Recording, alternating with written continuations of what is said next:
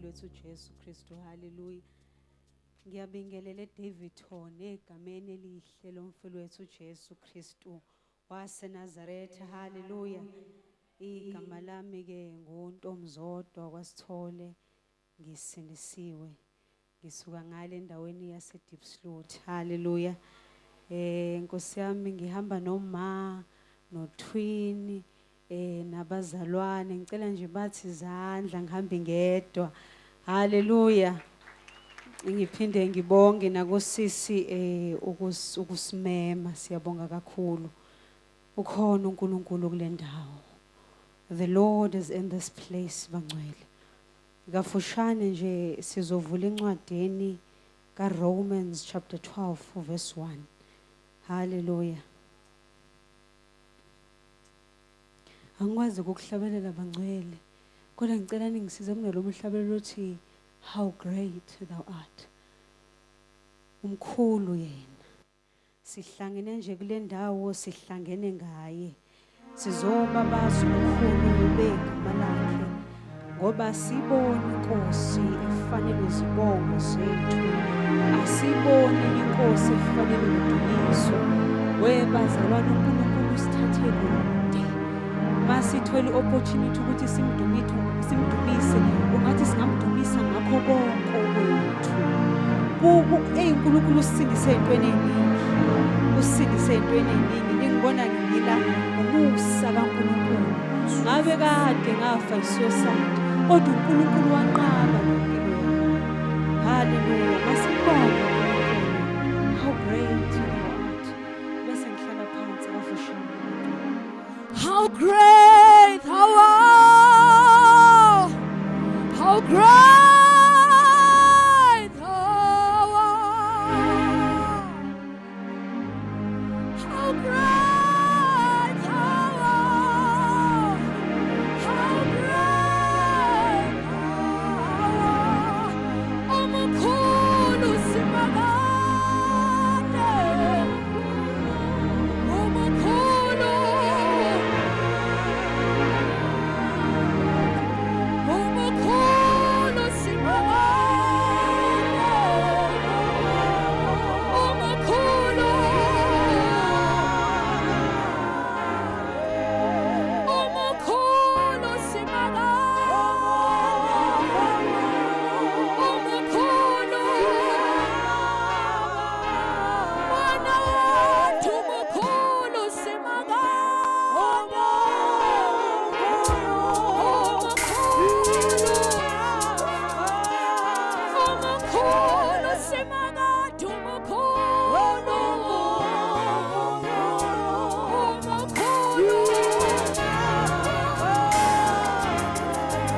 How great thou art.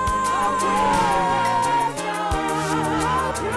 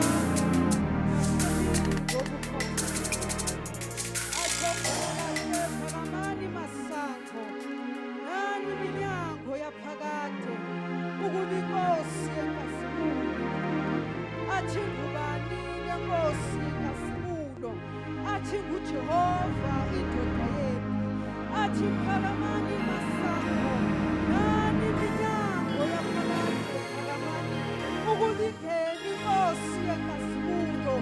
Athi ngubanile inkosi yakaSibulo, inguJehova Sabaothi phakamade. Sihlangene inkosi, sizoba bazi.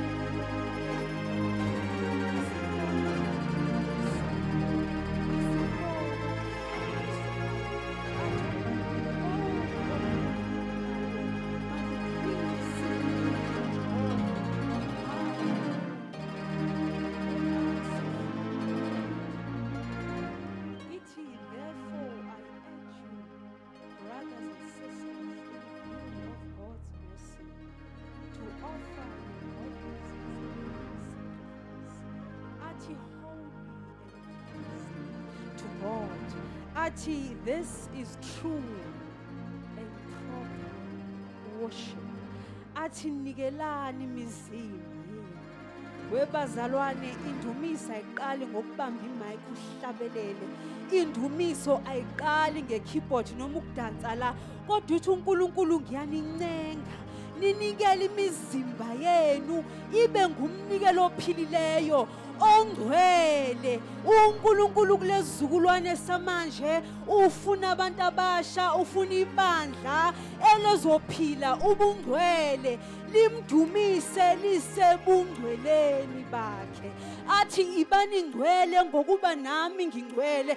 Athi ngaphandle ngobungcwele singembona uNkulunkulu. Webazalwane, into esicula la nento esishumayela la kumele ifakazele impilo yethu masiphuma ngaphandle. Bathina abantu, ivoice ikhona mara impilo ithini? Ingabe iyafakaza yini ukuthi ukhonza uNkulunkulu ongcwele? Siphelile isikhathi sokudlala webazalwane, uJesu uyabuya uzolanda ibandla lakhe lingcwele. Ngizosho nje lokho namhlanje ukuthi njoba sihlangene kule nkonzo yendumiso, uNkulunkulu ufuna sibe ngcwele. Athi anazi yini ukuthi leyo mizimba iyithempeli likaNkulunkulu? Wenzani ngethempeli likaNkulunkulu? Uphila kanjani ngethempeli likaNkulunkulu? Siphelile isikhathi se-entertainment. Yabona mahlangene kanje sime ebungcweleni bikaNkulunkulu, simdumisa sihlangene, kuzokwenzakala izinto. Ngoba yena maye khona siphuma siphethe ubufakazi. Asiyi kuphela siguquze phansi sivuke sinjalo, kodwa there's transformation, there's deliverance eyenzekayo uma ibandla lihleli ebungcweleni. uNkulunkulu usho lokho nje namhlanje. Athi asibuyeleni, let us repent. Masibuyeleni endaweni yobungcwele, simkhonze ngomoya nangeqiniso.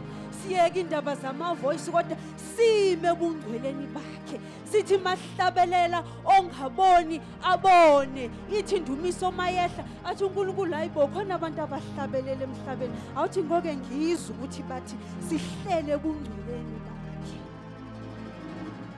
Ibani ngcwele ngokuba nami ngingcwele. Uthi ngiyancenga bazalwane, nikelani imizimba yenu ukuba ibe ngumnikelo ophilileyo. uNkulunkulu ufuna the best from you. You are the best. uNkulunkulu ufuna unikele umzimba wakhe e-althareni bakhe, ahlale kuwe nawe uhlale kuye. Haleluya. Nkosi ngusise.